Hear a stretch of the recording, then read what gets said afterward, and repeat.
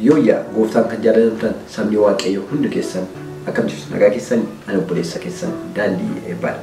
Warreen karaa adda addaa sooshaal miidiyaa keenya subscribe gochaa jirtan akkasumas sheerii koomentii gochaa jirtan waaqayyo guddaa godhee sinaa eebbisu. Har'a viidiyoon qabadhee dhufe keessatti waaqayyo waan hin dandeenye kan jiru namni jedhu jira. Ina ደግሞ እግዚአብሔር የማይችለው ነገር አለ. ቸርች keessatti waan adda addaa jira. Cherchi keessatti Wangeli lallabamuu dhiisee hojii wangeelaa hojjetamuu dhiisee maaltu hojjetamaa jira yoo Tolosa akkasumallee maqaa isaanii hiikuu kan hin dandeenye raajii dubbata jira. የኔ መንፈሳዊ ስሜ ነው ሚራክል Wangeelaa kan waliin fakkaanne dubbachuun kajeelummaa yookiin ammaalaachisa jedhamu kana namni dubbatu jira. ከኢየሱስ ውጭ አማላጅ የለም ሁለተኛ ቆሮንቶስ ምዕራፍ 9 ቁጥር 14 irratti dubbanna amma dhumaatti na hordofaa yoo isinitti tole sheerii gochuu hin dagadina akka guddaa sinaa eebbisu. ህይወቴ በገንዘብ ብዛት አይለካም አይተመንም ዋጋዬ ቀላል አይደለም ሊገዛኝ ማንም አይችልም. Utuu gara viidiyoo kootti hin jedhin kan viidiyoo koo dudduuba jiru ibsu kan hin jedhu wangeela keenya keessaa Roomee boqonnaa 8 lakkoofsa 7 dubbisaa akka fedha foonitti yaaduun diina waaqayyoo nama godha. Yaadi akkasii seera waaqayyootti wajjin waliin hin galu. Isaaf abboomamuunis hin danda'u jedha. Ameen. Waaqayyoo namni akka fedha foonitti yoo jiraatu waaqayyoo wajjin diina nama godha. Waaqayyoos hin barbaadu. Akka fedha foonitti jiraatan akkuma fedhi foonii isaanii ayyametti yoo jiraatan waaqayyoo garaan ciibsan. Waaqayyoo wajjinis deemuu hin danda'an kan jedhutu jira iddoo kanarratti. Hafuura waaqayyoon geggeeffamuun jiraachuun dirqamadha. Namoonni baay'een gara duubaatti namni tokko waaqayyo waan hin dandeenye jira jedha. Waaqayyo waan hin dandeenye maaltu jira biyya lafaa keessa waan hin dandeenye tokko illee hin jiru. Garuu waaqayyo kan inni jibbu jira. Akka fedha fooniitti nama jiraatu hin jibbu. Kanaafidha malee waaqayyo waan hin dandeenye jiru. Kanaaf Roomaa 8 lakkoofsa 7 akka fedha foonii kanatti jiraachuun waaqayyo wajjin walii galuun hin danda'amu. Mee har'a viidiyoon qabadhee dhufe tokko walii wajjin ilaalu. Mee faarfannaan qabadhee dhufe kanadha.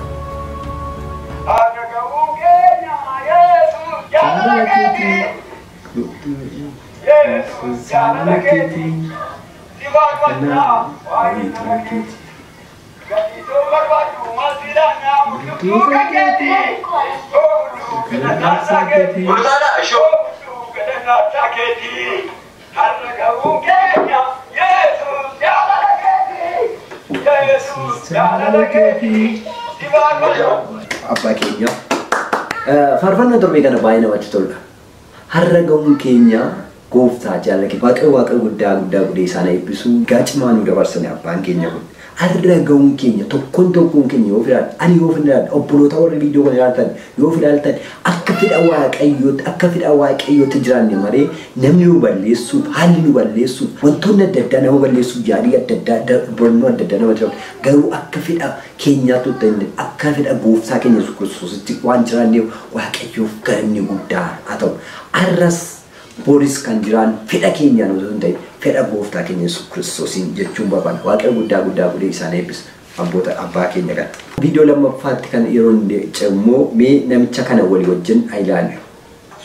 የኔ መንፈሳዊ ስሜ ነው ሚራክል መንፈሳዊ ስም ነው። አንተ ራስህ ያጣው ወይስ ሰው ያጣው ወይስ ሚራክል የሚለው ነው? ለመጀመሪያ ጊዜ የጠራኝ እንደ ስፒሪቹዋል ፋዘር የምቆጥረው ሰው ነው። Waaqayyo guddaa si eebbisu kafaa wajjin godhe interview kana namichi miraakil jedhamu kun. Asirratti maqaa miraakil jedhu kan eenyu si baasee jedhee obboleessi keenya kafaan hin gaafataan ture. Innis maqaan kuni manfasaawii simeenoo jedhee deebisaa. Eenyutu si baase maqaa kana jedhee gaafatuun spiritual father kootu naa baase maqaa kana naa baasee jedhe. Yoga maqaa kan nama baasu ani bara kana waan adda addaa dindeenya irratti si nageenya raajoonis maqaa nama baasu jalqabaniiru spiritual father tu baasee fi namichi kuni akkasa jedhu. Mee interviewni lammaffaa immoo tiijii wajjin godhe dhaggeeffadha. አማርኛም አይደለም እንደምናውቀው ሁላችን ያን ኢትዮጵያዊ ስም ሊሆን ይችላል ብለን የምንጠብቀው አይደለምና እንዴት ነው ይሄ ስም የወጣበት መንገድ?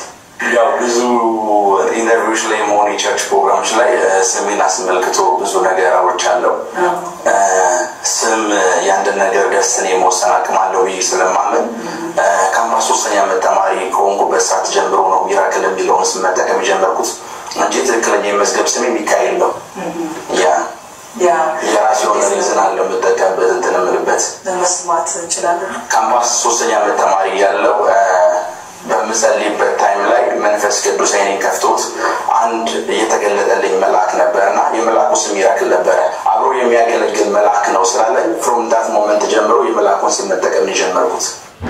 አገባዳ ነብጭ ጉኒ ኢንተርቪው ለማድረግ መቃሳ ሂካ መቃሳ አደዳራ ቲጂዮ ጅማጅሪ ዴብሲፊ መቃና ከዋጅጂ ዋንም ቢኩፍ አገባዳ ያደነማ ሰሙነማ ጢን ሰሙነማ ዋኑ በትም ቲንኩን ከናፈ መቃ ሚራክል ጀሩ ከና ፋይዳሚ ካምፓሲው ቱንጅሩ ጀ ካምፓሲው ቱንጅሩ ኤገለሙ ጀርቀቤ ጀ ማለት ergamanatti mul'ate sun maqaan isaa miraakilii waan jedhamuu fi maqaa kana fayyadame ergasii ergamaan kun wajjin waan tajaajilu jedhamee fani maqaa kana fudhee jedhe tiijii hojii gubbaarratti immoo maal jedhe spiritual father konnaa baasee maqaa kana jedhe agita kaampaasi jecha nama fudhate achitti spiritual father naa baasee asitti immoo anumatu kaampaasitu hin jiru ergamaan na wajjin jiru isa waan ta'eef maqaa kana fudhee nama akkasii gaa raajii maqaa sirriitti ibsin akkamtiin ergaa qulqulluu fidee dabarsa jettanii dhaxxanii itti sagaddu.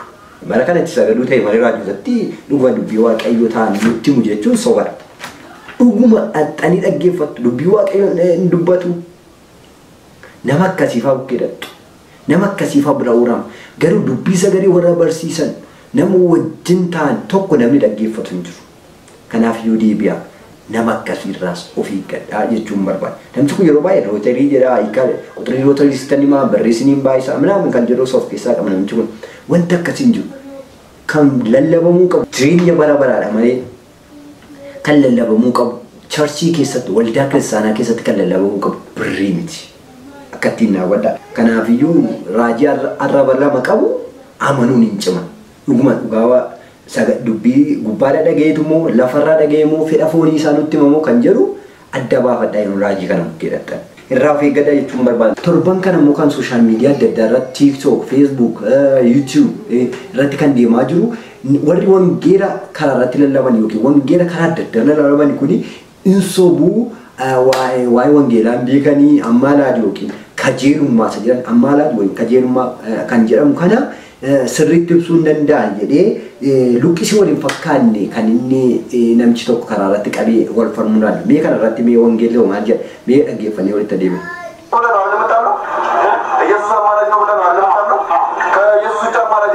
Dhuguma Yesuus Kiristoos ammaalee jira jennee amanna. Yesuus ala ammaalaajiin tokko hin jiru. Kana immoo wangeeliin nuukaa sinii baasan sinitti agarsiisa.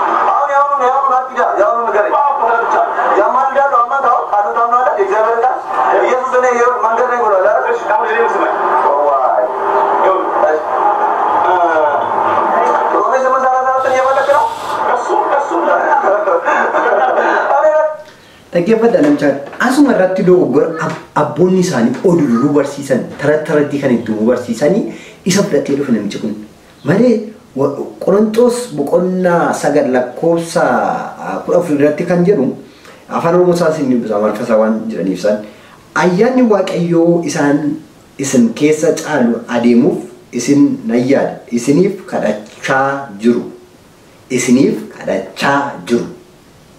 wayin isiniif ammaaladaa jiru jedhe yookiin isiniif kajeelaa jiru jedhe iddoo kanatti yoo ilaalle Qorontos lammaffaa boqonnaa sagal guutuu isaa yoo dubbifannee Paawulos warra Qorontosiif waan wargargaarsa kiristaanaa dirqama kan jiru barreessuu barbaade. Boqonnaa sagal keessatti waan sadii argina. Inni tokkoffaa kan gargaaramu jira, kan gargaaru jira, kan gargaarsa gaafatu jira. Kan gargaaramu eenyudha yoo jenne kan gargaaramu walleen waa'ee wangeela kana lallaban namoota rakkatan kan hojii wangeelaa hojjetan kan gargaaramudha isaan. Asirratti kan gargaaru immoo uummata Qorontosidha. Kan gargaarsa gudduu dhaabbatee gaafachaa jiru immoo Paawulosidha. Kun waa'ee kajeelummaa yookiin ammaanaajii isa jedhu wajjin tasuma walitti hin dhufu.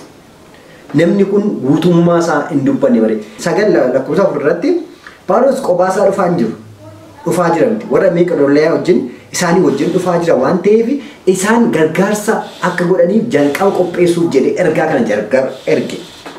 Lakkoofsa 15 inni jiru kajeelummaa yookiin ammaanaajii jedhu ibsaan jiru. Namni tokko yeroo gargaarsa godhamuu fi hojii hojjetaawni wangeelaa yookiin lallaboon yookiin qulqulloonni warri gargaarsa kennan suni kadhannaa isaanii keessatti namoota kennaa kennaniif namoota waan gara adda addaa bira dhaabbataniif isinii kadhatu jedhe malee isinii ammaalladu yookiin isinii kajeeluun jedhe. Kadhachuuf ammaaladuun tokko miti. Tasuma waliin fakkaatu.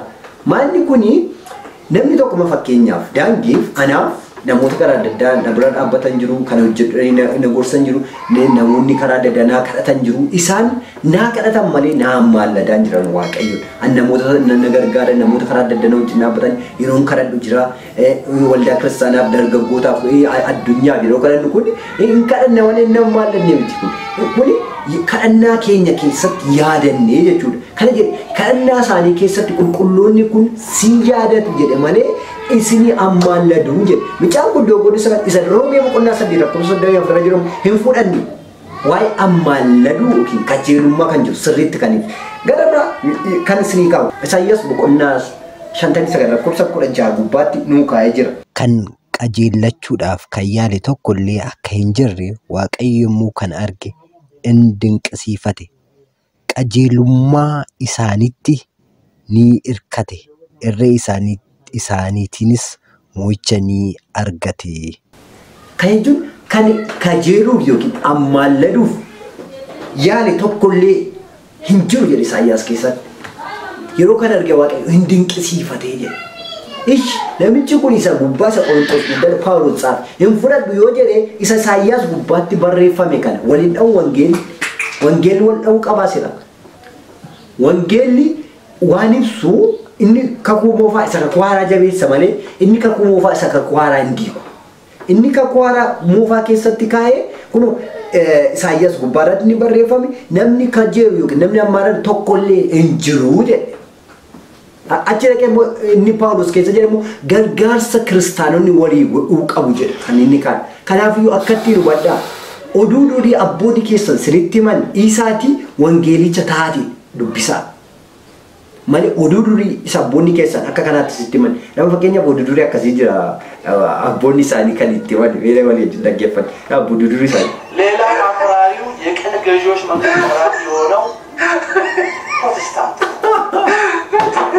ታላላቅ የዓለም ጦርነቶች የተነሱባቸው ቦታዎች ኦርቶዶክስ የተነሳ ጦርነት በዓለም ላይ አገበዳ ተረተረ ከዚት ሙላ ጦርነት ይንካሱ ወራ ፕሮቴስታንቲዳ ጦርነት ይገለለ ወደ ፕሮቴስታንት ጀረከኛ ማርጆ ለሉማ ቢዮ ከኛ ከሰዲ ታጥረራት ፕሮቴስታንት ጅቸ ተቆ በይ ለለቤራ ይሰገምዱ በይ ከይ ደቂ ወራን ደቂን እንካና biyya keenyaaf hin garna biyya keenyaaf kadhannaa barbaachisa jedhe malee Protestaantii isa kamtu dhaqee lolatti bahe jedhe warra laallu warra makkee warra akkasii jedhaa turan Protestant jedhan tokko jiru. Akkasii oduu durii akkasii argaanii oduu durii fi wangeelli waliin tokko miti adda baafadha. Namichi kun utuu akkatti nu hubate Waaqayyo guddaa si haa eebbisu. Yaada kaase bareedaadha garuu waa waliin fakkaan yeroo dubbattanis nama kofachiisa. Torbee kana immoo kan baay'ee nama dinqisiisaa ture namichi yeroo darbee mukarratti utaalee muka yaabee tokko yookaan muka isaa sitti agarsiisa muka yeroo darbee yaabee manfasaawii abbaasiisaa wajjin muka yeroo darbee manfasaawii abbaasiisaa wajjin yaabee ammas maraachaa jira mee muka inni yaabee waliin jira ilaali.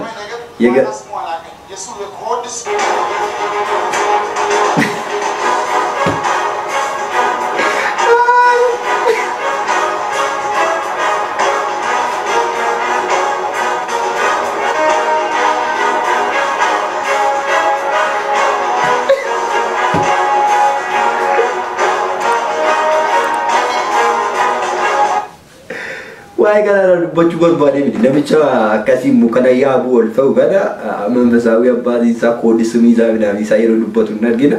Cherchii keessa yeroo inni yaabee viidiyoo darbe reessatti minuutti agarsiisan kunoodha. Viidiyichi kanadha. Arras waa dubbateera. Isa miti kan dhibu yeroo mukama yaabuyyuu amantoota yookiin amantoota bara amantoota kan dhibu amantoota bara kana yeroo muka yaabu kan harka walitti ta'uu kan hallelujaa jedhu amiin kan jedhu hallelujaan iddoo jedhamutti kan hin beekne amiin kan jedhamu iddoo jiratti kan hin beekne namni muka yaabeef amiin kan jedhamu hallelujaa kan jedhamu isa spiikerii qabatee jedhu san ho'isuuf san akkasigaa wanta akkasii amma ofii gaddaameerra miin gadhiyoo kana waan jedhe mulaala dhaggeeffadha waan jedhe waaqayyo waan hin dandeenye jira jedhe baay'ee keenya nutti xeebaa jamma waaqayyo waan hin dandeenye jira. Kanaaf jalqaba kaase isa gubbaarratti roomee keessaa 8 irraa kaase waaqayyo waan hin dandeenye jira otoo hin ta'in waaqayyo waan jibbu jira. Waaqayyo waan jibbu jira. Mee namicha kana waan jedhu waaqayyo waan hin dandeenye maali kan inni jedhu mee dhaggeeffannee waliin adeemu. ለህዝቡ ለራሱ በጣም የሚጠቅመው ነገርና እግዚአብሔር የማይችሉ 4 ነገሮችን ሊገርላንተ ለህዝቡ የሚጠቅም ኡማታፍ ከንበርባጭ ነመከሲ ከነማጅብ ነመከሲ ነሙማ ኬሳ በይካል ነብይ ያኒ ወርጉንም ነብይ መለሴ ነብይ ወለኒ ወርጉንም መቃም ከኛ በለሱ ፊ ለላ እግዚአብሔር የማይችለው ነገር አለ እንዴ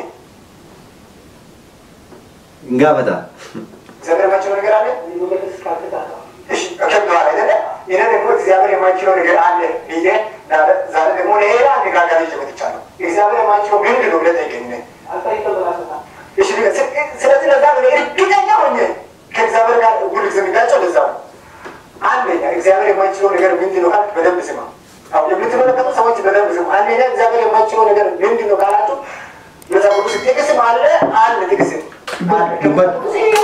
እግዚአብሔር ማድረግ አይችልም በፍጹም አይችልም በፍጹም ሁሉም የሚችለው ምናምን ተብሎ አዎ እግዚአብሔር የሚሰራው ነገር የለም ተብሎ አዎ አንተ ከየት ነው የምታመጣው ከሆነ ከመጽሐፍ ቅዱስ ነው የሚያመጣው ምንድን ነው ሲባል አንደኛ እግዚአብሔር የማይችለው ነገር ምንድን ነው ለዛ ነው እርግጠኛ ነኝ ከእግዚአብሔር ጋር የሚነጋገረው አንደኛ በደንብ ስማ አንደኛ እግዚአብሔር የማይችለው ነገር ምንድን ነው ካልክ ኦሪት ዘኍልቍ ምዕራፍ 23 ከቁጥር 19 ላይ አለ ላምጎ ወስ አዎ እዛ ቦታ ላይ እንደዚህ ይላል አንደኛ እግዚአብሔር የማይችለው ምንድን ነው እግዚአብሔር በፍጹም ውሸት መናገር አይችልም እግዚአብሔር ውሸት መናገር ይችላል ማይችለው ጀለዋን ቢዱ ከነን ጅቡ ደኩ ዋቀዩ ሴራቦ ከሰከኝ እንጂባ ሶባን ጂባ ዋማይ ጂባ ፍርድዋ ሚሰማው ብለሳ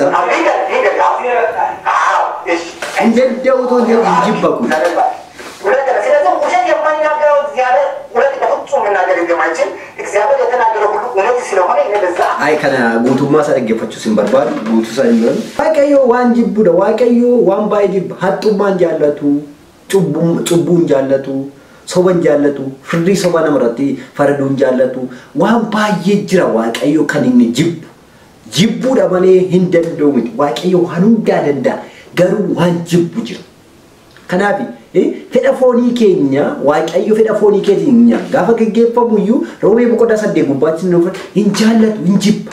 Kanaafiyyuu wanta akkasii kun hin ta'u.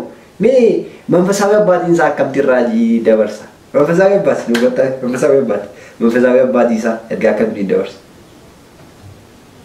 ጸጋ ማሪ ያገኝሽ አሜን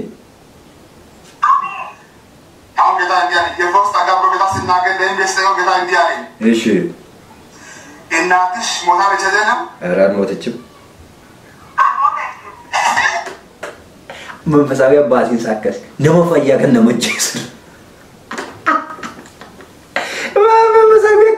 መንፈሳዊ አባቴ ከሲራ ለቴ ከመሳዊ አባቴ ያኔ ካላዳጋ ከድኒ ቃጅሩ ጀጆ ገረብራስ ባረከና ቸርች ኬሰቱ ዋን እንደዳጅራ ቸርች ኬሰቲ ወንጌል ለበሙ ዲሲ ወጂ ወንጌላው ጀተሙ ዲሲ ማልቶ ጀተማ ጅራ የወጀኔ ላለ ቆዳቱ ቸርች ኬሰቲ ቆዳ መከራቱ ቸርች ኬሰቲ አከዋቃታ ይላል ማጅራ ሜ ቸርች ከነሙ ወሊና ይላል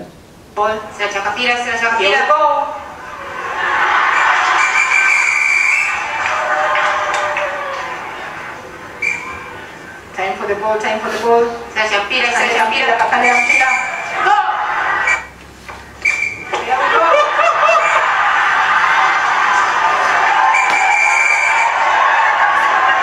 I've never seen such kind of thing. Jesus is there. Yes, why? Kakaknya Mupira. Kisera chakuteba. Time to score.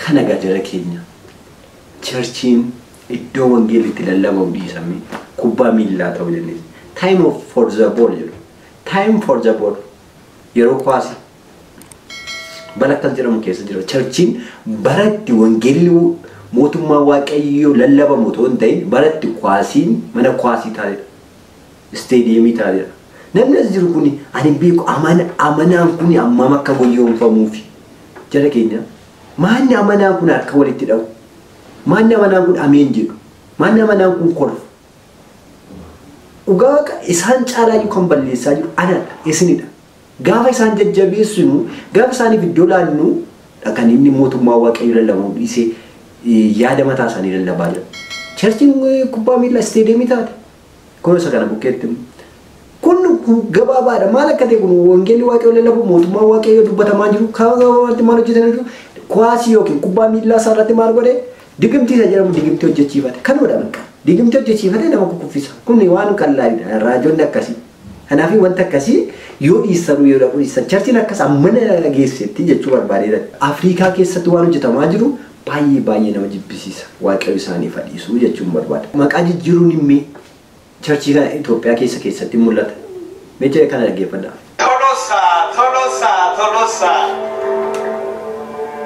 ስሜ አፍራሽ ነው መቃሳ አፍራሽ ጀዴኒ ባሰኒፍ ቶለሳቱ ለመቃሳ አፍራሽ መቃሳ አፍራሽ ቁረጭ ባርከረ ወልትሩና የሮ ቪዲዮ ተጀርካለ መቃን ከቢዮ ጀራ ቶለሳ አይደለም አፍራሽ ነው ጀኔ አረ አይደለም ቶለሳ ነኝ አፍራሽ ነኝ አመ ጎርሰኒ ሬንጅ ሰኒ አመቃንጌ አፍራሽ ይደጀኒ ዮ ብሪ ቀዋትስ ብሪ ትላተኒ በቃናማ ቶለሳን አፍራሽ ትጅጅ ይደርፈን ማጀረጉ ወንድሞች አንድ ነገር ስሙ ከላይ የመጣ ስም ኢየሱስ የሚል ስም ብቻ ነው የትኛውም ስም ከላይ አልመጣም ከላይ የመጣ ኢየሱስ የሚል ስም ብቻ ነው እንጂ መቃነካሲ ቶለሳ ምናምን ንጀም ሶቡ መቃ ጌም ያደዳውች ቻጁ ወንተከሲ ፍራቲና ከናፊዩ ከነኬሳባ ወንተከሲ ፍራቲና ወራከሰ ድራት ወረ ራቪ ገዳየቹን በርባል ቱርቢ ከነኬሳ ፋርፈና ደዳቲን ኢብፋዋጅራ ፋርፈኖት ቲን ኢብፋዋጅራን ኬሳ ለማንቶ ኮሊዮችኒ ፋርፈና Sumano jenda isadabe no Kenya Yesusi no jenda isadabe no Kenya Yesusi no jenda isadabe no Kenya Hey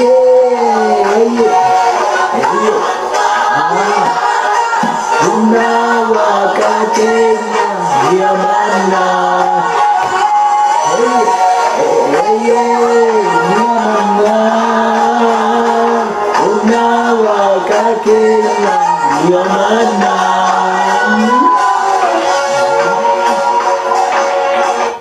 Farfana lama fight ini fight orang kan makanan.